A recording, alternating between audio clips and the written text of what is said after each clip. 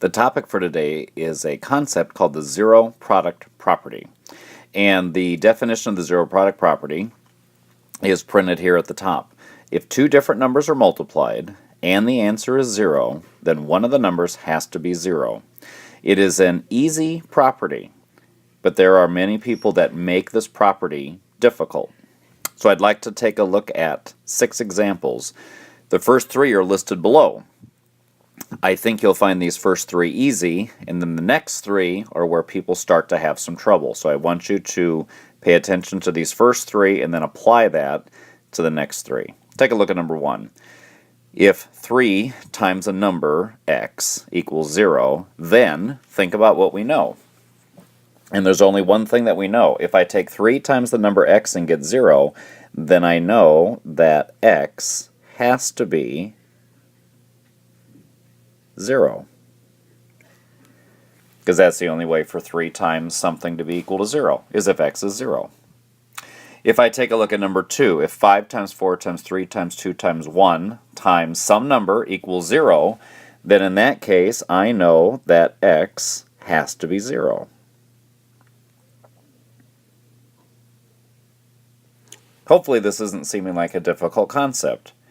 Let's take a look at number 3. If a times b times c equals 0, a, b, and c are 3 different numbers. So all 3 of them can equal 0 at the same time because they're 3 different numbers. But if a times b times c is 0, then I know that something has to be true. I know that a equals 0, or b has to be equal to 0, or c has to be equal to 0. So that's what I know. If I take a times b times c and get 0, one of those 3 numbers has to be equal to 0. On these next 3 examples, I'd like you to apply what we did on the last page to these problems. And this is where people start to have trouble, so please do not make these problems difficult. Take a look at number 4. If x times the number x plus 9 equals 0, then I want to write down what I know. Well, x represents a number, and x plus 9 represents a number. So if I multiply those 2 numbers together and get 0, then that means one of those numbers has to be 0. So either x equals 0 or x plus 9 equals 0. Those are my 2 numbers. What I'd like to do is make sure that I have these solved for x. There's nothing to do there. X is 0. In the second one, I have to subtract 9 from both sides. And so I'm going to get x equal to negative 9. You can always check your answer and make sure that it works. Plug 0 into our equation. I would have 0 times 9, and yes, that answer is 0. Plug negative 9 in.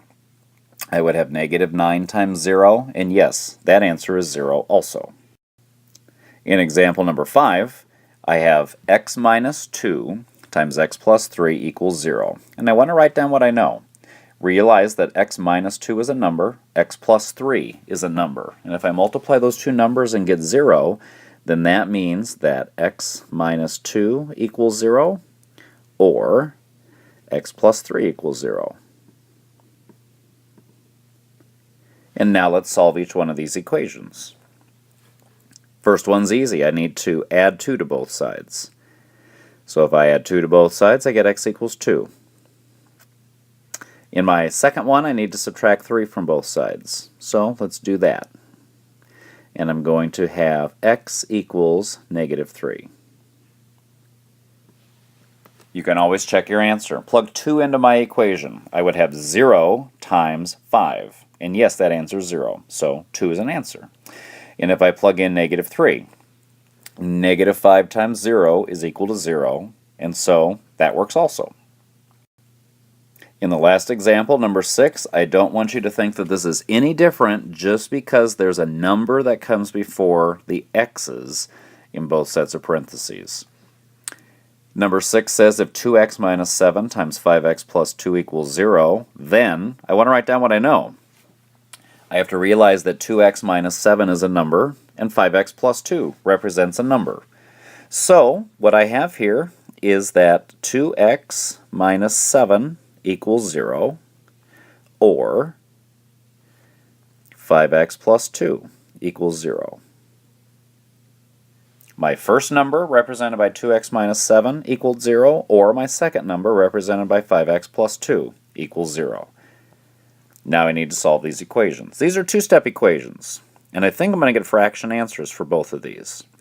So let's add 7 to both sides, and so I would end up with 2x equals 7, and then if I divide both sides by 2, x is going to be equal to 7 halves. Could leave it 7 halves or write as 3.5. Doesn't matter. In the next one, subtract 2 from both sides. And so I'm going to be left with 5x equals negative 2. Then I need to divide by 5. This is also going to come out to be a fraction answer also. No big deal. Negative 2/5. So my two answers for number 6 are 7 halves and negative 2/5.